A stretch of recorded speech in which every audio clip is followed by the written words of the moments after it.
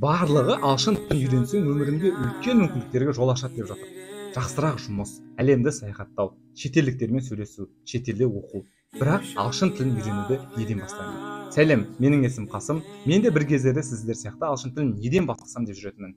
Қазір санап қарасам, ағылшын тілін үйреніп жүргеніме 15 жыл, және оқушыларыма үйретіп жүргеніме 8 жыл болыпты. Қазір сіздермен маған және оқушыларыма ағылшын тілін дамытуға көмектескен кеңестермен бөлісетін боламын. Дәл қазір мен парақшама тіркеліп ал. Ағылшын тілін үйреніп бастасаңыз, сол тілмен өзіңізді қоштастаңыз. Ағылшын тіліндегі музыкалар тыңдаңыз. Ағылшын тілінде фильм, сериал, видеоларды көп көріңіз. Жалпы ағылшын тілінде сөйлейтін адамдарды көп тыңдаңыз.